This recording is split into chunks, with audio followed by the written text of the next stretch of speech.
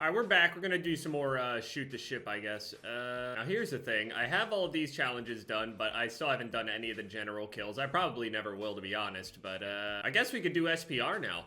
Why not? Long shots with a combat scout optic. God, this is literally the world's ugliest weapon. That's okay, though. Let's go Obsidian and hope people don't look at it too hard. So I didn't upload yesterday because originally the plan was I spent most of the day trying to figure out how I'm going to basically take this entire setup apart and put a new one together. It's really just taking most of the things that are already here and just setting them on a new desk, but that's easier said than done because this desk right here that I am on, this desk has been around since I think I was in middle school. Since I didn't upload yesterday, I didn't get to, like, you know, make any predictions and, you know, obviously ultimately be wrong anyway. I think my issue is that I'd be picking shit that just makes too much sense and I don't take into account the fact that anything can happen. I think that's my biggest issue. Sometimes I go like way too safe and then others I just make a dumbass decision. I just need these long shots, man. Not the mounted, I just need the long shots in general, but...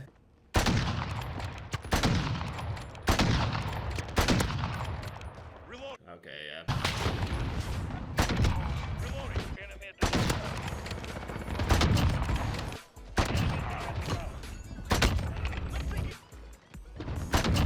Oh, I got it.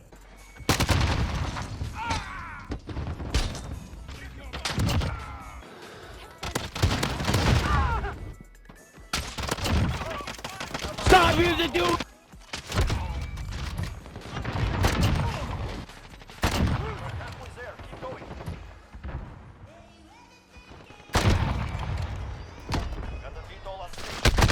Oh! I mean, honestly, I'm lucky that I didn't do anything or make any predictions because I was going to predict that Curtis Blades was going to end up beating Derek Lewis, and if you ended up seeing any of the posts about any of it, yeah, it didn't really go that way. This guy's clearly playing in a way that he doesn't usually play. He's trying super hard to impress me, I can tell. He tries to say something each and every single time I kill him. Every single time he sees me, nobody else has swapped to a fully automatic after getting clapped multiple times. Yeah, I can tell. Here we go. He's going to be the first one to say something. I know it. Go ahead, Kylie.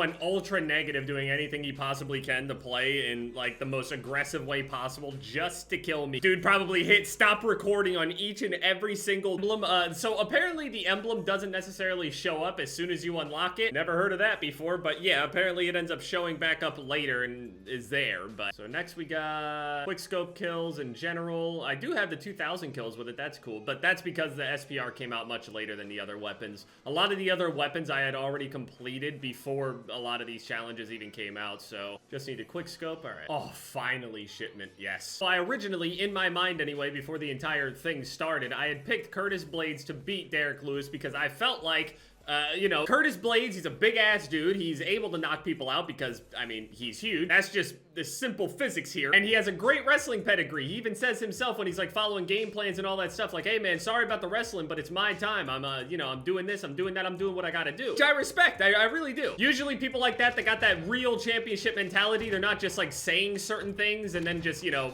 going on massive win streaks and stuff like that. The game plan that he follows specifically, especially in situations where he doesn't feel like he can stand up with them. Now, fighting Derek Lewis, most people look at Derek Lewis and think, you know, oh, this guy is just straight up just a power puncher. Really not a whole lot of technicality to whatever it is that he does. No grappling. You don't have to worry about that. The dude's just gonna try to knock you out. A lot of people really underestimate him though. Like myself, apparently. I didn't think that he would be able to defend the takedowns whatsoever. And it turns out that he can actually defend the takedown pretty decently. I don't know if that's just due to straight raw strength or whatever it may be. And he jokingly says he's all-American or whatever it may be. But it was going the way you kind of expected it, other than Derek actually being able to defend the takedown really well. But he was losing in the stand-up. He was kind of, you know, technically was just losing overall in terms of significant strikes. Curtis was throwing some nice little leg kicks and stuff out there as well, tripping him up. He really was controlling the feet, but Derek apparently was just waiting around literally for this one singular shot. He knows that Curtis wants to go and shoot for the takedowns, but he was kind of beating him on the feet a little bit here and there, you know what I mean? So you kind of, it's really impressive to me how Derek was able to time this shit,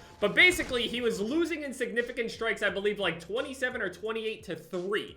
okay? That's, you gotta put that into perspective here. He's losing it badly. He's not necessarily, you know, getting incredibly injured or hurt or anything like that, but he was losing nonetheless. So being down that much, get into round 2, and it starts more or less the same, and then out of nowhere, he just bombs this uppercut, and he was throwing this uppercut. You could tell that he was trying to land it, but Curtis just straight up leaned into it, like almost Ben Askren style, threw that uppercut and connected all at the same time. It looked a little weird at first, because from the angle that you're getting, Curtis leans forward to go and like grab him right as he, you know, turns his hip to go like that. So it looks like he didn't even fully connect with that uppercut. Turns out he did, because as soon as they made contact with each other, Curtis's entire body just goes stiff and he just falls over. This isn't the first time that Derek Lewis has done this either, where he was down substantially and ends up pulling it out of the hat anyway. There's this thing that certain people have, and I only really kind of claimed that for like Francis Ngannou, somebody that actually just,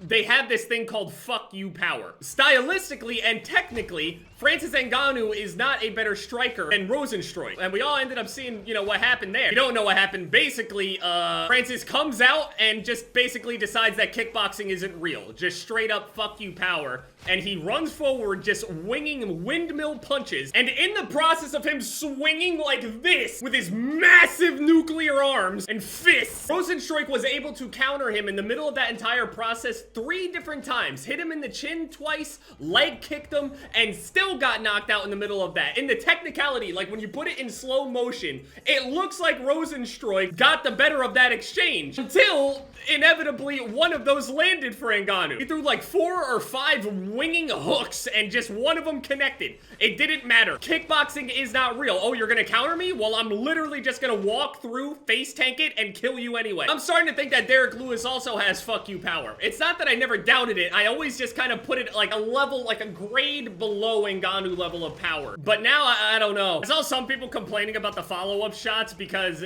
initially, I mean, when he threw that uppercut, it looked a little weird and he just kind of fell over. Derek Lewis ends up landing 2 more shots, and obviously, I mean, everybody that, you know, watches MMA, everyone knows that it's basically your job to, some people, you know, they have a little bit more class or style or whatever it may be. When they realize that someone's knocked out, they don't keep swinging or whatever it may be, but it's not necessarily expected of you. I mean, it's more so you give a tip of the hat to the people that do kind of show that kind of respect, like, oh, I knew he was out, so I just didn't want to damage him anymore. But you don't necessarily condemn anybody for, you know, trying to decapitate basically an already unconscious person. Sounds terrible out there, but I mean, at the end of it all, I mean, these dudes are trying to kill each other, man. I'll be damned if I'm gonna let somebody sit there and try to decapitate me inside of that, swing at me with all the ill intention in the world, and then act like they wouldn't do the same to me when I'm knocked out. Yeah, I ain't taking that chance. Threat neutralized. Some of the interviewers ended up, you know, asking him like, hey, some people are saying things and asking about the follow-up shots and stuff, and this is kind of a common thing where you have people, you know, complain about it if, you know, it does seem like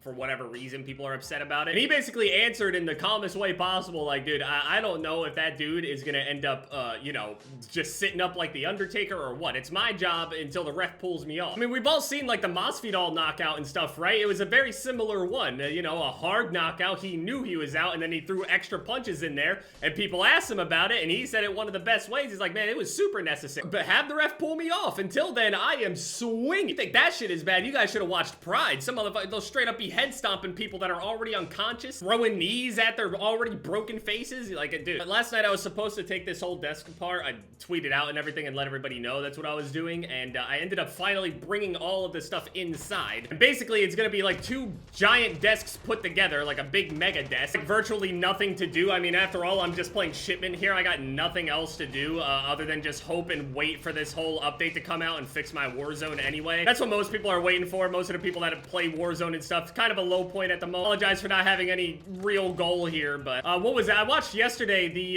BlizzCon thing where they made some announcements about like Diablo 4, World of Warcraft, stuff like that. And I mean, I don't post either of those games or whatever, but yesterday that inspired me to hop back on to Diablo 3. Everything's gonna end up coming together as soon as I'm done with this video here and everything, and hopefully by tomorrow everything will be set up and ready for, you know, the new season coming out soon. Yeah, TLDR, yeah, today I'm actually gonna do all of this stuff that I said I was gonna do yesterday. I went through the entire process of bringing everything in, which was way harder than I had already imagined, because I gotta take this entire desk apart, try to not break anything in the process or lose something in the process, right? Manage to get all of this heavy shit downstairs, bring the other heavier shit back upstairs, and then reset it all back. It's gonna be... Wish me luck.